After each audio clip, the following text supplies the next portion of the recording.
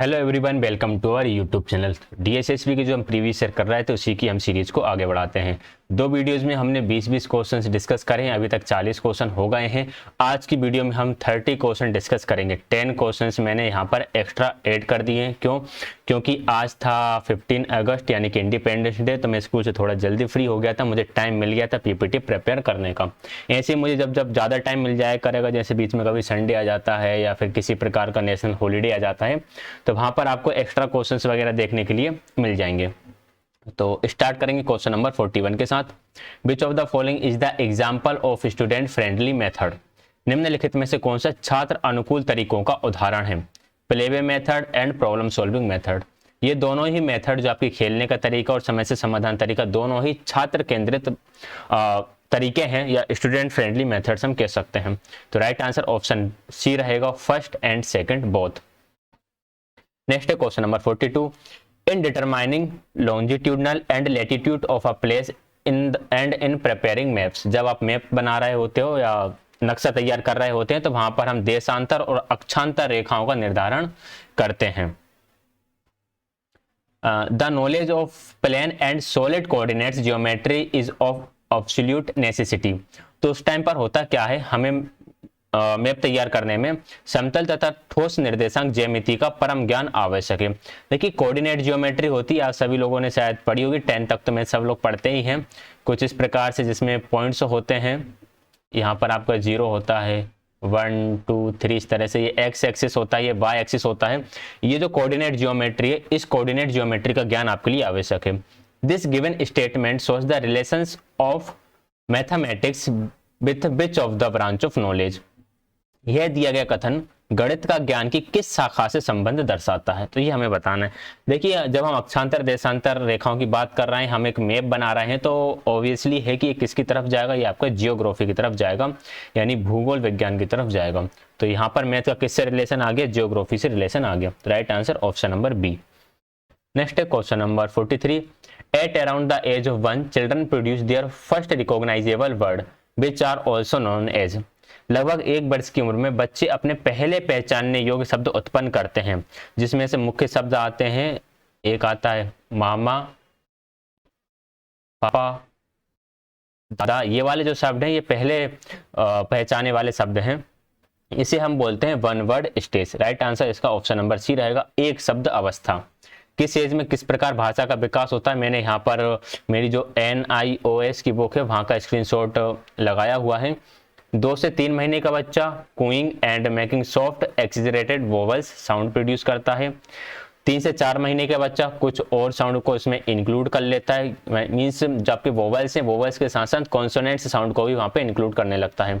6 महीने का बच्चा बेबलिंग शुरू कर देता है। 9 से 12 महीने का मामा दादा जैसे वर्ड बोलने शुरू कर देता है, जिन्हें हम फर्स्ट वर्ड स्टेज ही बोलते हैं। 12 महीने के अराउंड 2-3 शब्द बच्चा अपनी वोकेबुलरी में ऐड कर लेता है। 18 से 24 महीने का बच्चा 2 से 3 शब्दों को मिलाकर एक छोटा सा फ्रेज बोलने लगता है। टेलीग्राफिक स्पीच, टेलीग्राफिक स्पीच, अरे ये सीटेट में पढ़ाया था मैंने, एक सीटेट का पेपर सोल्व कराया था, वहां पे टेलीग्राफिक स्पीच आया था। ये काफी इंपॉर्टेंट कॉन्सेप्ट है टेलीग्राफिक स्पीच का। 2 से 3 शब्द को बोलकर जब बच्चा एक छोटा सा फ्रेज बनाने लगे तो उसे हम टेलीग्राफिक स्पीच बोलते हैं। ये 18 से 24 महीने तक होता है। ये क्वेश्चन देखिए आपका कई बार आ चुका है, टेलीग्राफी स्पीच का DSSB में आ चुका है।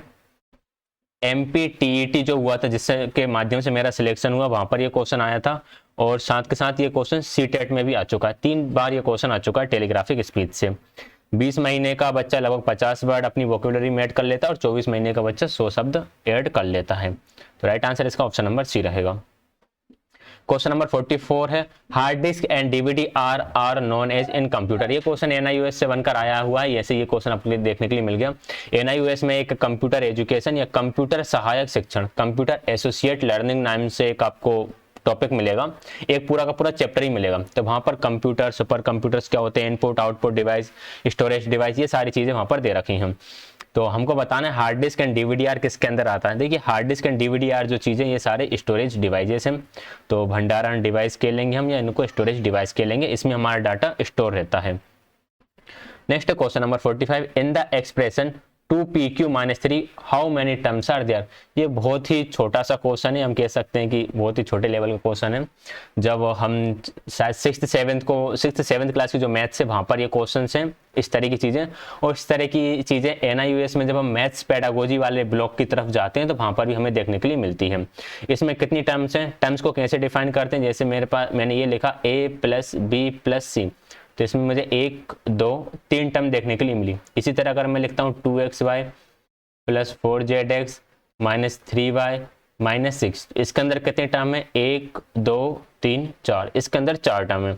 हमें इसके अंदर बताना है इस व्यंजक के अंदर कितने टर्म है, तो हमें दिख रहा है साफ साफ कि इसके अंदर 1 और 1 2 टर्म है। Right answer option number A हो जाएगा।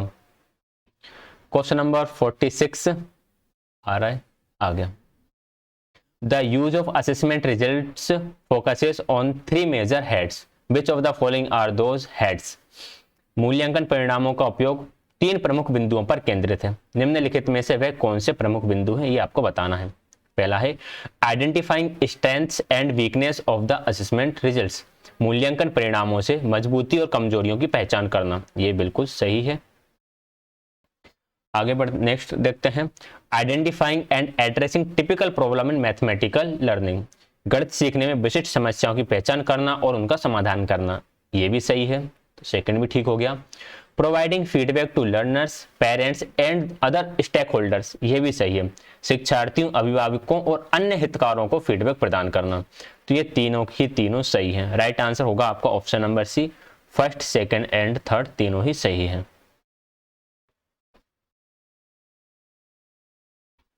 नेक्स्ट है क्वेश्चन नंबर, एक मिनट,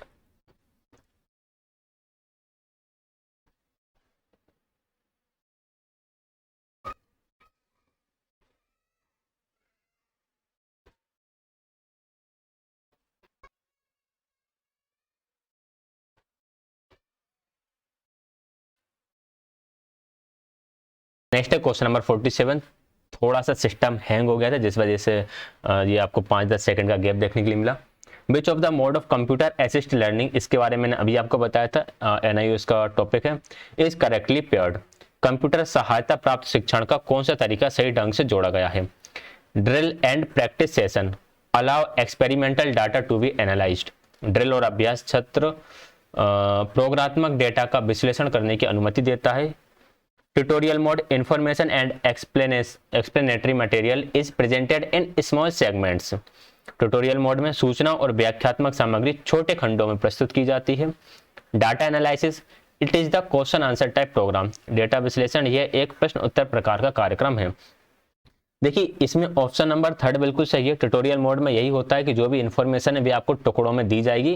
ट्यूटोरियल मीन्स मतलब जैसे मैं आपको ये पूरा पेपर पढ़ा रहा हूँ तो ये कितने टोटल 100 क्वेश्चन है इसके अंदर, लेकिन मैंने आपको टुकड़ों में दिया। पहले 20 क्वेश्चन दिए, फिर 20 क्वेश्चन दिए, अब मैंने 30 दे दिए और टाइम मिला तो अगली वीडियो में भी आपको 30 क्वेश्चन मिल जाएंगे, जिससे ये पेपर पूरा कंप्लीट हो जाएगा। तो ये आपकी ट्यूटोरियल मेथड का एक तरह से एग्जाम्पल हो गया।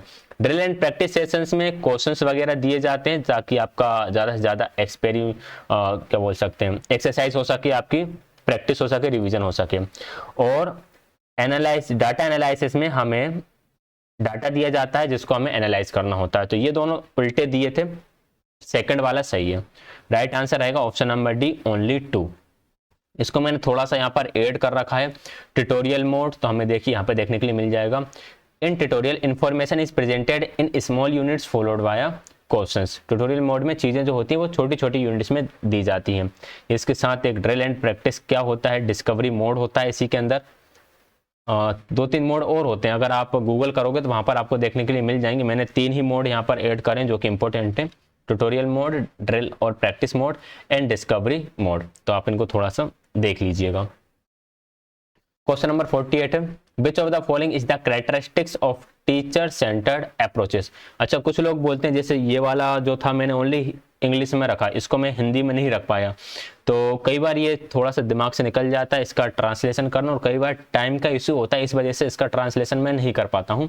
तो थोड़ा सा आप एफर्ट डाल सकते हैं। जब आपको इसका PDF मिलेगा तो PDF में इस तरह से क्रिएट करूंगा कि आप इन चीज़ों को कॉपी पेस्ट कर पाओ। ये जो जितनी भी ये चीज़ है इससे आप सिलेक्ट करके कॉपी पेस्ट कर पाओगे, तो आप इसको कॉपी पेस्ट करके वहाँ पर भी इसका ट्रांसलेशन देख सकते हैं। ठीक। Question number 48, which of the following is the characteristics of teacher centred approach, निम्नलिखित में से कौन सा शिक्षक केंद्रित दृष्टिकोण की विशेषता है। Knowledge is transmitted from teacher to the student, ज्ञान शिक्षक से विद्यार्थी तक संचारित होता है। ये बिल्कुल सही है। टीचर सेंटर्ड जो आपका होता है, हमारी अप्रोच होती है, उसमें टीचर से स्टूडेंट तक नॉलेज डायरेक्ट ट्रांसमिट हो जाता है। नॉलेज बिल्ड नहीं हो रहा है, यहाँ पर नॉलेज क्रिएट नहीं हो रहा, नॉलेज ट्रांसमिट हो रहा है। The focus is on teaching instruction and directing rather than on learning, ये बात ही बिल्कुल ठीक है। सीखने के बजाय हमारा ध्यान होता है कि हमारी चीज़ें ज़्यादा से ज़्यादा बच्चों तक पहुंच जाएं। तो ये दोनों ही सही है, दोनों ही टीचर सेंटर्ड दृष्टिकोण की विशेषता हैं। Right answer option number C हो जाएगा, first and second both. Question number 49 आ रहा है, आ गया। In the context of demonstrations method which of the following step is correctly matched, प्रदर्शन विधि के संदर्भ में निम्नलिखित में से कौन सा चरण सही ढंग से सम्मिलित है।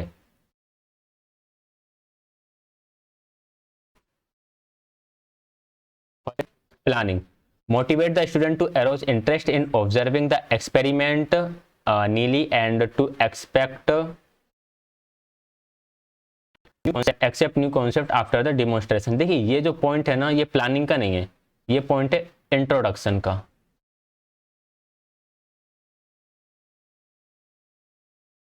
ये इंट्रोडक्शन का पॉइंट है, तो ये आपका गलत हो जाएगा। Demonstration keep the curiosity of the student alive during the demonstration, ये बात बिल्कुल सही है। प्रदर्शन विधि में ये सारे चरण लगते हैं। अब आप बोलोगे ये प्लानिंग का पार्ट क्यों नहीं है, इंट्रोडक्शन का पार्ट क्यों है? यह है आपका इंट्रोडक्शन का पार्ट इसलिए है क्योंकि ऐसा NIOS में लिखा हुआ है। ठीक है, हमें अपनी ज़्यादा बुद्धि का उपयोग नहीं करना है, हमें जॉब लेना है। ठीक है, जब हम रिसर्चर्स बनेंगे, शोधकर्ता बनेंगे, तब हम सोचेंगे यार ये प्लानिंग का पार्ट क्यों है, ये कैसा है। पहले हमें हमारी रोजी रोटी की तैयारी करना है। तो राइट आंसर रहेगा इसका ऑप्शन नंबर भी ओनली 2। ठीक, और बाकी फिर एक्सप्लेनेशंस तो आपके लिए हमेशा हाजिर रहता ही है। तो एक्सप्लेनेशन थोड़ा देख लेते हैं। प्लानिंग के अंदर ensure whether the lesson is suitable for this method, collect necessary tools equipments and materials for demonstrations, ये सारी चीज़ें होती हैं, ये सारी चीज़ें आपको पढ़ लेना। ये देखो इंट्रोडक्शन में लिखा है motivate the student to arouse interest in observing the experiment clearly and accept new concepts after the demonstrations. ठीक है, तो आपको पता चल गया कि ये इंट्रोडक्शन का पार्ट है। और डिमॉन्स्ट्रेशंस ये आप देख रखा है, keep the curiosity of the students alive during the demonstrations, तो ये आपका डिमॉन्स्ट्रेशंस का पार्ट है और इसका मैंने हिंदी ट्रांसलेशन कर दिया था, अभी आपके सामने आएगा।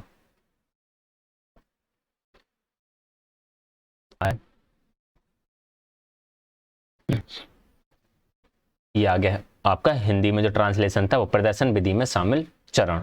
ठीक है, question number 50, which of the following combination of type of objective type questions and its related questions is not correct, कौन सा सही नहीं है ऑब्जेक्टिव टाइप क्वेश्चंस और उसके रिलेशन से। मतलब ऑब्जेक्टिव टाइप क्वेश्चंस के कुछ प्रकार होते हैं, यहाँ पे मैंने लिखा है examples of objective types items, तो हमें यहाँ से मैच करना है। Recall type questions, polythene is biodegradable, true और फॉल्स। रिकॉल टाइप क्वेश्चंस में जिसे देखकर आपको याद आए, यहाँ पर क्या होता है, ये रिकॉग्नाइज जो ट्रू और फॉल्स हो, ये रिकॉल टाइप क्वेश्चंस के अंदर नहीं आते हैं। रिकॉग्नाइजेशन टाइप क्वेश्चंस, पहचान प्रकार के प्रश्न, what is the percentage of nitrogen in air, ये आपका रिकॉल टाइप में चला जाएगा कि आपको बताना है कि नाइट्रोजन का कितना परसेंट है। और ये आपका रिकॉग्नाइज में चला जाएगा कि आपको पहचानना है कि पॉलीथिन बायोडिग्रेडेबल है या फिर नहीं। और रिकॉग्नाइज में जो होते हैं, इसमें पहचान प्रकार के प्रश्नों में जो आपके मैच द फॉलोइंग्स हैं वो भी इसी के अंदर आ जाते हैं, पहचान प्रकार के प्रश्न के अंदर। तो ये दोनों ही गलत हैं, ये उल्टे दे रखे हैं। राइट आंसर ऑप्शन नंबर कौन सा सही नहीं है, दोनों ही सही नहीं है, फर्स्ट एंड सेकंड बोथ आ जाएगा। ठीक है, यहाँ पे मैंने इंक्लूड कर रखा है शॉर्ट आंसर टाइप क्वेश्चंस कैसे होते हैं, कंप्लीशन टाइप क्वेश्चन जिसमें फिल इन द ब्लैंक्स आता है, true and false type question जिसमें आपके पास चॉइस रहती है, उसके हिसाब से आपको रिस्पॉन्ड वहाँ पे करना होता है, and multiple choice questions. Multiple choice questions में दो तरह, एक कॉलम यहाँ पर होता है और एक कॉलम यहाँ पर होता है, आपको मैच करना होता है कि किसके सामने कौन सा जाएगा। ये सारी चीज़ें आपने नहीं multiple choice items, multiple choice items में 4 ऑप्शन होते हैं आपके पास, मल्टीपल चॉइस में 4 ऑप्शंस रहेंगे और ये मैच द फॉलोइंग से ये मल्टीपल चॉइस के अंदर ही आ जाते हैं अकॉर्डिंग टू NIOS, क्योंकि यहाँ पर पहले वाले के पास 4 ऑप्शन होते हैं, दूसरे वाले के पास 3, तीसरे वाले के पास 2, कुछ इस तरह से। इन्हें आप रीड कर लीजिएगा। ये मेरी NIOS बुक का ही एक पेज है और मैंने हिंदी इंग्लिश दोनों में ही इसको लिखा गया है। अगर आप DSSB की तैयारी कर रहे हैं तो मैंने कई बार बोला भी स्टूडेंट से कि आपको NIOS तो उसके लिए पढ़ना ही पड़ेगा। NIOS plus PYQs plus mock, ये 3 चीज़ें यदि आप कर लेते हैं तो आपका पार्ट बी जो है वो 80+ पर चला जाएगा। 80+ आप पार्ट बी में ले आओगे और अगर आप 80+ ही पार्ट ए में ले आते हो, पार्ट ए में भी 80+ ले आते हो और पार्ट बी में भी 80+ ले आते हो, तो आपको जॉब देने से कोई नहीं रोक सकता। आप आराम से कट ऑफ क्लियर कर लोगे, चाहे भले ही फिर आप कैटेगरी में आते हो या फिर कैटेगरी में नहीं आते हो। जो लोग मुझसे पूछते हैं सर DSSB में पार्ट बी की तैयारी कैसे करें, तो मैं उन्हें यही सजेशन देता हूँ, NIOS करो, PYQs करो और मॉक करो। ये 3 चीज़ें यदि आपने ईमानदारी और ऑनेस्टी के साथ कर ली हैं तो समझ लीजिए आपका एग्जाम हो जाएगा। यानी पार्ट बी तो हो ही जाएगा, बाकी पार्ट ए फिर आप पर डिपेंड करता है कि आप उसको कितना टाइम दे रहे हो। Number 51, which of the following combination of assist things, tools and techniques used is not correct? मूल्यांकन की गई चीज और प्रयुक्त उपकरण, यानी कौन सी थिंग्स आप यूज कर रहे हो और उनके लिए कौन से टूल्स आप यूज कर रहे हो, किसके लिए कौन सा समायोजन सही नहीं है। मैथमेटिकल रीजनिंग, ऑब्जर्वेशन और इंटरेक्शन इन द ग्रुप, जब आप समूह में बातचीत का अवलोकन करने के लिए कहोगे तो वहां पे गणितीय तर्क आ जाएगा। ये बिल्कुल ठीक है बात है। Using mathematical knowledge to solve the problems, project and assignment, project and assignments के टाइम पे हम करते क्या है, हम परियोजनाओं में जो डेली समस्याएं जो होती हैं वही बच्चों को दे रहे होते हैं हल करने के लिए, तो ये भी आपका बिल्कुल सही है। तो दोनों ही यहाँ पर सही है। तो गलत कौन सा है, गलत कोई सा भी नहीं है। Right answer option number D रहेगा। ऐसे घूमे फिरे क्वेश्चन भी आ जाते हैं तो ध्यान रखिएगा थोड़ा। नेक्स्ट क्वेश्चन है 52, term having same algebraic factors are known as like terms and terms having different algebraic factors are known as unlike terms। देखिए डेफिनेशन यहाँ पर ही दे दी, समान बीजीय गुणनखंड वाले पद समान पद कहलाते हैं और विभिन्न बीजगणितीय गुणनखंड वाले पद असमान पद कहलाते हैं। आपको बताना है कौन सा करेक्ट है। देखो इसमें 2a है और यहाँ पर 3a है, दोनों के अंदर दोनों के साथ a है तो ये लाइक टर्म है, बिल्कुल सही। यहाँ पर 2 के साथ a है और यहाँ पर 5 के साथ a भी है तो ये आपके अनलाइक टर्म है, ये भी सही है। तो दोनों ही सही हैं। लाइक टर्म कैसे होते हैं, जैसे मैंने यहाँ पे लिखा 2xy एंड 3xy, ये दोनों आपके क्या होगा, लाइक टर्म होगा, क्योंकि दोनों के साथ जो आपके वेरिएबल्स हैं वो सेम है। और अगर मैं ऐसा लिख दूं 2x और एक लिख देता हूं मैं 3xy, तो ये आपके अनलाइक टर्म हो जाएंगे।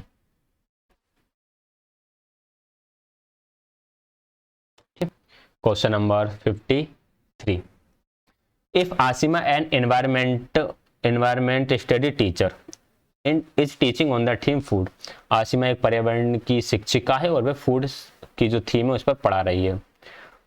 Then in the case comprehensive assessment can include which of the following, यदि इस मामले में व्यापक मूल्यांकन में क्या क्या शामिल हो सकता है। Group discussion on food consume by animals, बिल्कुल हो सकता है कि जानवरों द्वारा कौन कौन से फल खाए जाते हैं उस पर चर्चा हो सकती है। Identifying fruits and vegetables by touch only, ये भी हो सकता है कि आपको छूकर बताना कि ये कौन सा फल है।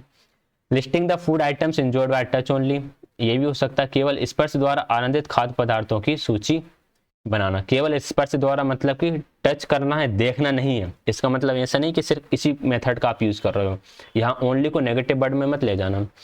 Listing the food items enjoyed by your friends and family members, fourth भी ठीक है, लेकिन इसमें क्या हो रहा है कि आपके फ्रेंड्स और फैमिली मेंबर्स जो पदार्थ हैं, जो उन्होंने पदार्थ एंजॉय करे हैं या पता करे हैं, उनकी लिस्ट बनाओ। तो ये ठीक भी है और ठीक नहीं भी है।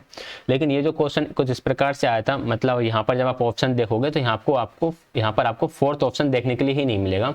और इसी तरीके से हमें DSSB का जो ऑफिशियल पेपर है वहाँ पर भी ये क्वेश्चन इसी फॉर्मेट में दिया था, फोर्थ ऑप्शन वहाँ पे था ही नहीं, चूज करने के लिए भी नहीं था। यानी इसको देने ना देने का कोई सेंस नहीं निकलता, हमें बस इन तीनों से मतलब है, तो तीनों ही ठीक है। Right answer option number C हो जाएगा।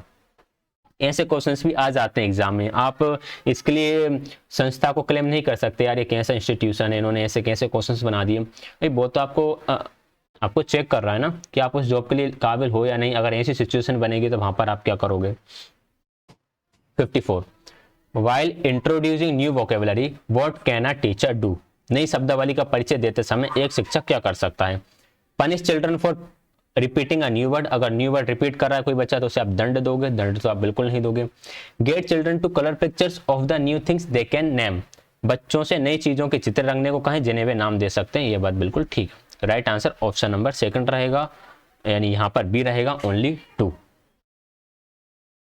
नेक्स्ट है question number 55, which of the following process occur simultaneously during a dialogue, जब डायलॉग कह रहे होते हैं या संवाद कर रहे होते हैं तो कौन सी दो चीजें एक साथ होती हैं। डायलॉग के टाइम पे रीडिंग राइटिंग नहीं होती, स्पीकिंग एंड लिसनिंग हो रही होती है, सिंगिंग डांसिंग नहीं होती, वॉचिंग एंड प्लेइंग नहीं होती। Right answer option number B रहेगा, स्पीकिंग एंड लिसनिंग, ये दोनों प्रोसेस साथ में चल रही होती हैं, बोलना और सुनना। नेक्स्ट है question number 56, which of the following is a potential medium to express ourselves and connect it with our lifes, निम्नलिखित में से कौन सा स्वयं को अभिव्यक्त करने और इसे हमारे जीवन से जोड़ने का संभावित माध्यम है। तो पोयम जो होती है वे सबसे अच्छा माध्यम होती हैं खुद को अभिव्यक्त करने के लिए और अपने जीवन से जोड़ने के लिए। ओनली वन राइट आंसर रहेगा, ऑप्शन नंबर ए। नेक्स्ट है question number 57, oral techniques can be supplementary testings for the practical part of environmental studies, environmental studies के टाइम पे कई बार हम क्या कहते हैं मौखिक तकनीक का प्रयोग करके बच्चों का परीक्षण कर रहे होते हैं। तो what is the limitation of oral techniques, तो ये जो ओरल टेक्निक्स या मौखिक तकनीक है इसकी सीमा क्या है। ऑप्शन नंबर फर्स्ट है, a large number of children can be examined at one time, ये बात बिल्कुल ठीक है कि जब आप ओरल टेक्निक का प्रयोग करते हैं तो हम बहुत सारे बच्चों को एक साथ उनका जांच कर सकते हैं या उनका परीक्षण कर सकते हैं। Does not generate a return record automatically, हाँ रिटर्न रिकॉर्ड तो जनरेट नहीं होता, ये बात तो बिल्कुल ठीक है। Providing immediate feedback this allow the student to learn as they are tested, ये बात बिल्कुल सही है। बच्चों को तत्काल प्रतिक्रिया मिलती है, जैसे कि आपने बच्चे से कोई भी क्वेश्चन पूछा कि हम कौन सी गैस जब हम ब्रीथिंग करते हैं तो वहां पर कौन सी गैस लेते हैं, तो हम किसी ने बोला ऑक्सीजन, किसी ने बोला नाइट्रोजन, किसी ने कुछ और, किसी ने बोला सिर्फ हम हवा लेते हैं। तो आपने बताया आप हवा तो लेते हो लेकिन मेन जो पार्ट है वो ऑक्सीजन का यूज होता है, तो बच्चों को तुरंत इसका आंसर पता चल जाता है। हमारी अर्थ पर कितने परसेंट वाटर है, कितने परसेंट लेड है, कौन सी थिंग लिविंग है, कौन सी थिंग नॉन लिविंग है, बच्चों को तुरंत पता चल जाता है यदि वो बच्चे गलत बोल रहे होते हैं तो ये भी ठीक है। Important of development of vocabulary and reasoning power, ये भी सही है भाई, नए नए शब्द तो बच्चे सीखता ही और तर्क शक्ति का भी वहां पर विकास होता है। तो लिमिटेशन क्या हुई, लिमिटेशन यही हुई कि जो रिटर्न रिकॉर्ड है वह ऑटोमेटिकली प्रिपेयर नहीं होता है। तो राइट आंसर ऑप्शन नंबर इसका सेकेंड ही रहेगा। अभी एक दिन की बात है, मैं शायद 4th क्लास के स्टूडेंट्स को ईवीएस ही पढ़ा रहा था, हालांकि ईवीएस मेरा टॉपिक नहीं है, मैं मैथ्स एंड इंग्लिश देखता हूँ, लेकिन मैं उनको पढ़ा रहा था ईवीएस ऐसे ही नॉर्मली। तो मैं वहाँ पर उनको लिविंग एंड नॉन लिविंग पढ़ा रहा था और मैंने कभी ये सोचा नहीं था कि बच्चे के मन में ऐसा डाउट आएगा। लिविंग एंड नॉन लिविंग पढ़ाते हुए मैंने उनकी विशेषताएं बताई बच्चों के बारे में, बच्चे एग्जाम्पल बता रहे हैं लिविंग्स के भी नॉन लिविंग्स के भी। तभी बोलते बोलते एक बच्चा बोलता है सर भगवान किसके अंदर आएंगे, लिविंग के अंदर आएंगे या नॉन लिविंग के अंदर आएंगे। तो यार जब आप छोटे बच्चों को पढ़ा रहे होते हैं तो आपको पता नहीं है कि किस लेवल के डाउट उनके अंदर आ सकते हैं। हालांकि आप पढ़ाओगे तो एक ना एक बार हर क्लास में हमें ये डाउट देखने के लिए मिलेगा कि भगवान किसके अंदर आते हैं। फिर कहीं का पूछता है सर जो हमारे नाखून होते हैं वे किसके अंदर आएंगे, हमारे सर के बाल किसके अंदर आएंगे, ठीक है, पूरा बॉडी छोड़ा, बॉडी के वो एक पार्ट की बात करने लगे, ये चीज किसके अंदर आएगी, ये लिविंग है कि नहीं है, ये नॉन लिविंग है या नहीं है, गाड़ी चलती है खाती है लिविंग है कि नॉन लिविंग है, ये सारी चीजें। तो हमें बहुत अच्छे तरीके से प्रिपेयर होकर वहाँ पे जाना पड़ता है। एक अलग लेवल की हमारी जो मेंटल स्टेट है वो होना चाहिए, इसलिए हमारे इतने सारे टेस्ट लिए जाते हैं। आप बोलोगे कि भाई प्राइमरी क्लास के बच्चों को पढ़ाना है, 1 to 5 क्लास के बच्चों को इतना टफ टेस्ट क्यों लिया जा रहा है, इसीलिए लिया जा रहा है क्योंकि आपको दिल्ली के बच्चों को पढ़ाना है, वहां पर एक अलग तरह का माहौल है। In the context of listening story which of the following statement is correct, सुनाने के संदर्भ में कौन सा कथन सही है। It depends on the interest of the person, बिल्कुल ठीक है, व्यक्ति की रुचि पर निर्भर करता है। It enhance the creativity of the person, ये भी सही है, व्यक्ति की रचनात्मकता को ये बढ़ाता है। तो दोनों ही सही है, right answer option number C हो जाएगा। Question number 59, in computers are the fastest most expensive machines and they have high processing speed. भाई बहुत तेज चलते हैं, बहुत महंगे हैं, उनकी प्रोसेसिंग स्पीड बहुत अच्छी है, तो भाई सुपर कंप्यूटर ही वो होंगे, और कोई से कंप्यूटर तो हो नहीं सकते। यानी सबसे तेज चल रहे हैं, फास्टेस्ट है, फास्टर लिखा होता तो हम किसी और पर चले जाते हैं, सबसे तेज चलने वाले कंप्यूटर सुपर कंप्यूटर है। ऑप्शन है राइट आंसर रहेगा। क्वेश्चन नंबर 60 है when childrens are listening to something then, जब बच्चे कुछ सुन रहे होते हैं तब क्या कर रहे होते हैं? They are acquiring language and learning to understand, ये बिल्कुल सही, भाषा सीख रहे हैं और उन्हें समझना सीख रहे हैं, ये दोनों ठीक है। They are absorbing pronunciation and intonation, ये भी सही है, वे उच्चारण और स्वर शैली को भी आत्मसात कर रहे हैं, क्योंकि वे चीज़ों को सुन रहे हैं कि टीचर ने किस वर्ड को किस तरह से बोला है। दोनों ही सही है, option number C right answer हो जाएगा। 61 pranayama is about alternate nostril breathing, pranayam वैकल्पिक नासपुट श्वास या नासिका श्वास के बारे में है। देखिए जितना मैंने इसके बारे में पढ़ा तो एक अनुलोम विलोम एक ही प्राणायाम होता है, लेकिन यहाँ पर अनुलोम और विलोम अलग दे रखा था, और दीर्घाया और उज्जाई दीर्घायु जैसा है शायद ये कुछ, तो ये सारे ही इन सभी में सांस से ही संबंध चलता है, लेकिन right answer option number second माना था अनुलोम विलोम मैंने पढ़ रखा या करा भी, एक नाक से सांस लेते हैं, अंगूठे से नाक को बंद करते हैं, इस तरह से। ऑफिशियल आंसर की मैं सेकंड माना था, इसलिए सेकंड को ही हम लेके चलेंगे। बाकी ये प्राणायाम कैसे करते हैं, क्या क्या होते हैं, या आप देख लीजिएगा। Number 62 which of the following is the nature of history subject, निम्नलिखित में से कौन इतिहास विषय की प्रकृति है? It is an unending dialogue between the present and the past, यह वर्तमान और अतीत के बारे में एक अंतहीन संवाद है, बिल्कुल ठीक है, कभी ना खत्म होने वाली चीज है। अगर आप पास्ट एंड प्रेजेंट का डिस्कशन लेके बैठ जाओ और हिस्ट्री उसके पीछे की लगाने बैठ जाओ तो कभी खत्म नहीं होगी। It is an interpretation of the past with in intention to predicting future, भविष्य की भविष्यवाणी करने की इरादे से अतीत की व्याख्या। देखो किसी भी जगह की जो हिस्ट्री है वह उसके फ्यूचर को बता देती है कि यहाँ की हिस्ट्री ऐसी रही है तो इसका फ्यूचर ऐसा होगा, तो ये है आपके सेकंड ऑप्शन का मतलब। दोनों ही सही है, हिस्ट्री के ये दोनों ही नेचर हैं, option number C correct answer रहेगा।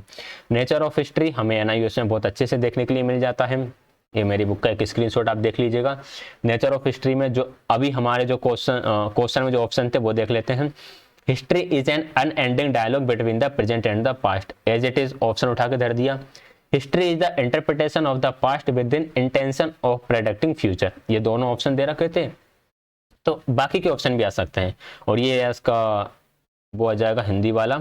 इतिहास भूतकाल वर्तमान के मध्य कभी ना समाप्त होने वाला संवाद है, भविष्य के अनुमान के उद्देश्य भूतकाल की व्याख्या इतिहास है, तो ये आपके इतिहास की प्रकृति है। इतिहास का ज्ञान अपूर्ण है, ये चीजें देखने के लिए मिल जाती हैं। Knowledge of history is incomplete, अच्छा 8वां पॉइंट इसके अंदर इंक्लूड नहीं हुआ, हिस्ट्री इज चेंजिंग, इतिहास भी बदलता रहता है। Question number 63 to learn about the ability of synthesis what type of questions of a teacher can ask in the class, संश्लेषण की क्षमता के बारे में जानने के लिए शिक्षक कक्षा में किस प्रकार के उद्देश्य पूछ सकता है। देखिए सिंथेसिस में क्या होता है, बिखरी हुई चीज़ों को जोड़ने का काम होता है, यानी बहुत सारी चीज़ें उन्हें आप जोड़ रहे हो, तो इसलिए यहाँ पर वर्ड आएगा रिकंस्ट्रक्ट, फिर से संगठित। Right answer option number B रहेगा। क्वेश्चन नंबर 64 है which of the following is a direct colour used in painting, निम्नलिखित में से कौन सा पेंटिंग में प्रत्यक्ष रूप से यूज किए जाने वाला कलर है?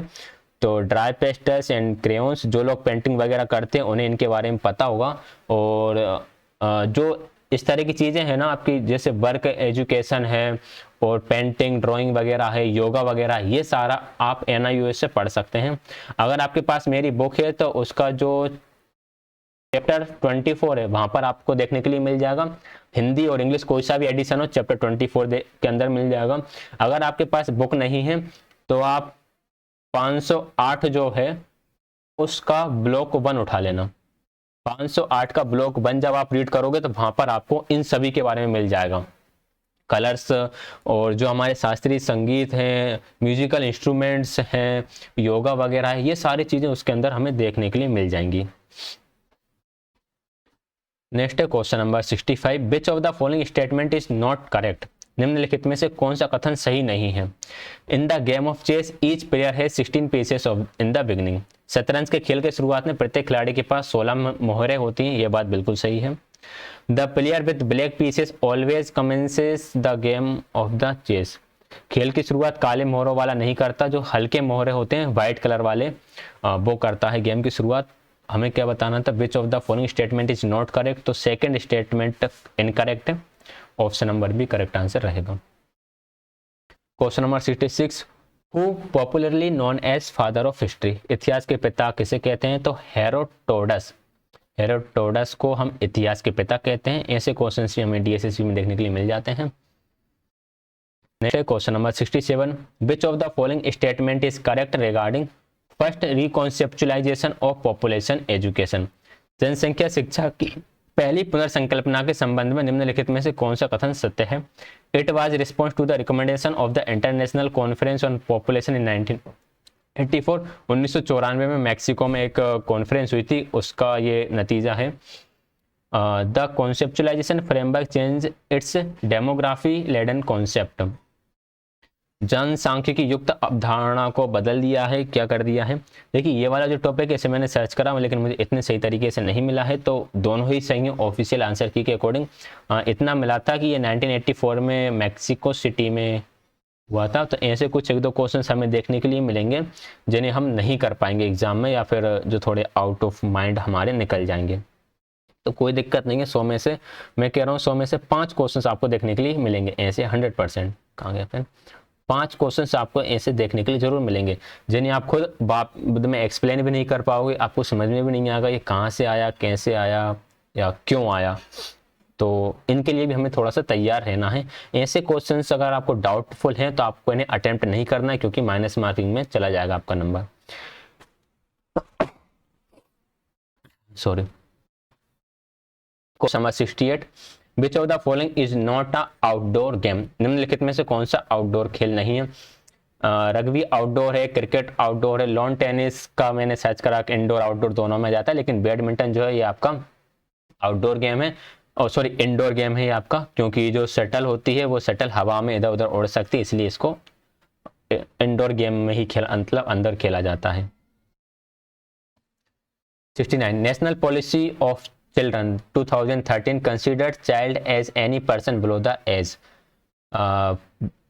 बच्चों की राष्ट्रीय नीति 2013 कितने वर्ष से कम उम्र के बच्चे को व्यक्ति मानती है, तो 18 साल है इसका आंसर। 18 साल से छोटी उम्र का जो भी व्यक्ति है वो आपका चिल्ड्रन है, आपका चाइल्ड है, यानी कि वो बच्चा है। Question number 70, which of the following is a fundamental offensive skill in kabaddi, kabaddi में कौन सा एक मौलिक आक्रामक कौशल है, तो लेग थ्रस्ट जो होता है पैर का जोर, ये एक ऑफेंसिव स्किल है कबड्डी के अंदर। ये आपको NIOS में एक गेम्स वाला ब्लॉक है, उसके अंदर ये चीज़ें देखने के लिए मिल जाएगी कौन से गेम में कौन सा ऑफेंसिव स्किल यूज़ होता है। उसमें कबड्डी, बैडमिंटन, खो खो, उसमें तो ये भी लिख रखा है NIOS में कि जो खो खो का ग्राउंड है वो कितने मीटर का होता है, या जितने भी आपके गेम्स हैं लगभग सभी का लिखा हुआ है, कितने प्लेयर्स होते हैं, कितने आउट प्लेयर्स होते हैं, ग्राउंड कितने कैसा होता है। और जो आपका रग्बी और बैडमिंटन वगैरह है, और भी जो गेम जैसे वॉलीबॉल वगैरह है, वॉलीबॉल में बॉल जो होती है उसका डायमेंशंस कितने सेंटीमीटर का, डायमीटर कितने सेंटीमीटर का होता है, ये सारी चीज़ें दे रखी हैं। तो ये था हमारा आज का लास्ट क्वेश्चन। तो आज हमने 30 क्वेश्चंस डिस्कस करे, कोशिश करेंगे नेक्स्ट वीडियो में भी हम 30 क्वेश्चन ही डिस्कस करें और ये पेपर को जल्दी कंप्लीट करें, और इसी प्रकार से धीरे धीरे सारे पेपर्स कंप्लीट कर लें। अगर आपको तैयारी से लेकर कोई भी डाउट रहता है तो आप मुझे कमेंट कर सकते हैं। साथ में ये मेरा कॉन्टेक्ट नंबर है, इस पर आप व्हाट्सएप भी कर सकते हैं, लेकिन आप इस पर कॉल नहीं कर सकते, ठीक है। कॉल आप इस पर कब कर सकते हैं, जब आप व्हाट्सएप पर आपकी क्वेरी सेंड करेंगे और आपकी क्वेरीज कुछ इस प्रकार की होगी जो टेक्स्ट के माध्यम से सोल्व नहीं हो सकती, तब आप कॉल कर सकते हैं। अर्जेंट रिप्लाई का कभी भी मत सोचना कि सर तुरंत रिप्लाई कर देंगे, आपको रिप्लाई विद इन 24 आवर्स मिल जाएगा, मीन्स 24 घंटे के अंदर रिप्लाई मिल जाएगा, बहुत है इतना, लेकिन आपको रिप्लाई 100% मिलेगा। तो आप इस पर कांटेक्ट भी कर सकते हैं। अगर आपको बुक परचेस करने में भी कोई दिक्कत आ जाए तब भी आप इस नंबर पर कांटेक्ट कर सकते हैं। वीडियो देखने के लिए आपका बहुत बहुत धन्यवाद। वीडियो को लाइक, शेयर एंड चैनल को सब्सक्राइब जरूर कीजिएगा।